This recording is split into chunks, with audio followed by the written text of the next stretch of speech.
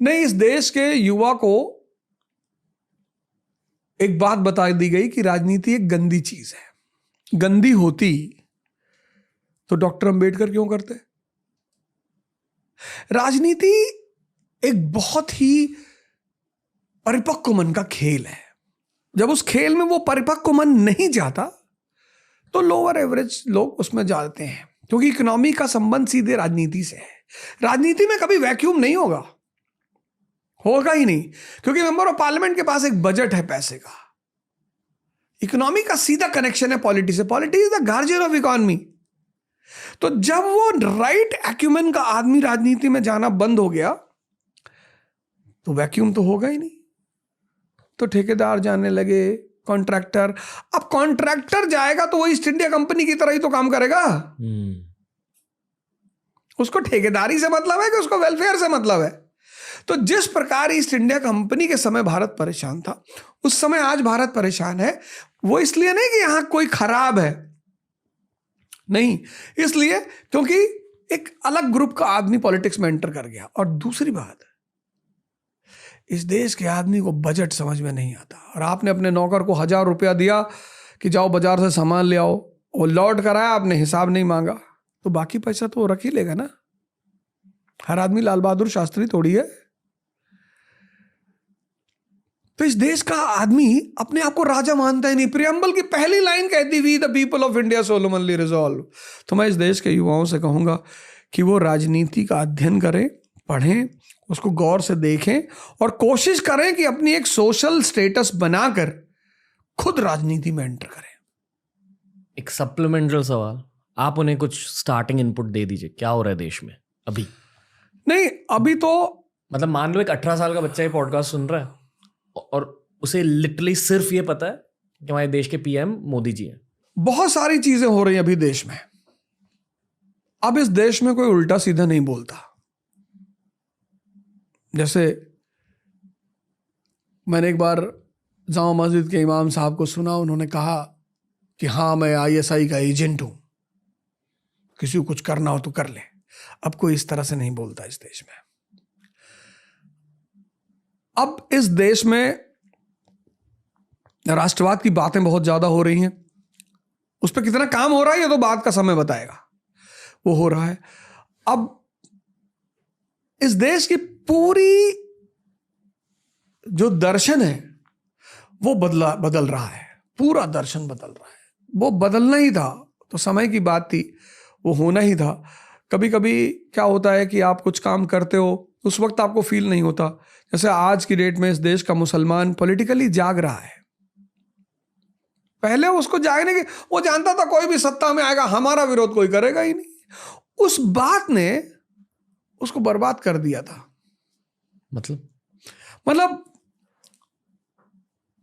जब किसी आदमी को कोई टोकने वाला नहीं होता।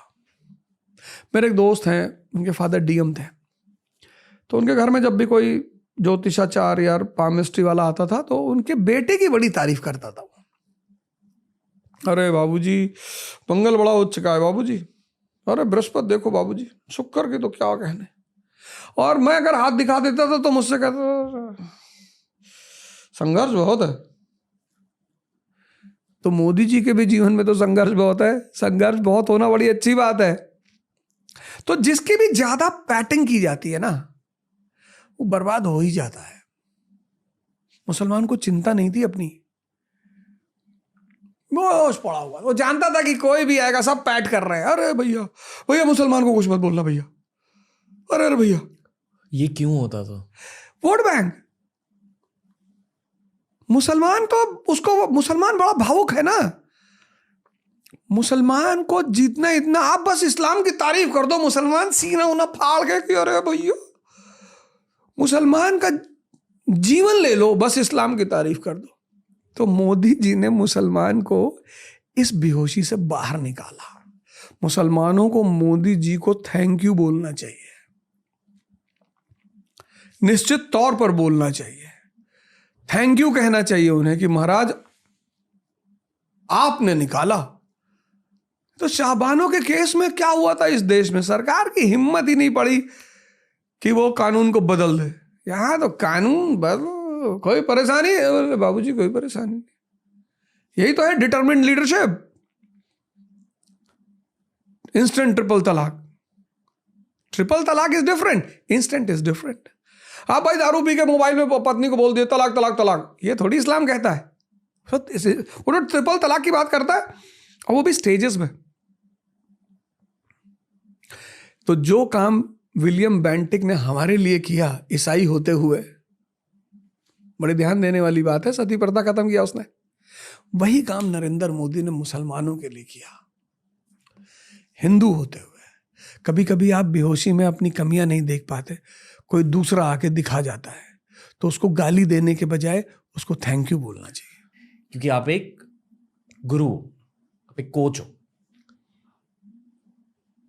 आपने बहुत सारे अलग अलग जेनरेशंस को देखा है। अब तक कितने बैचेस को ट्रेन किया आपने टोटल?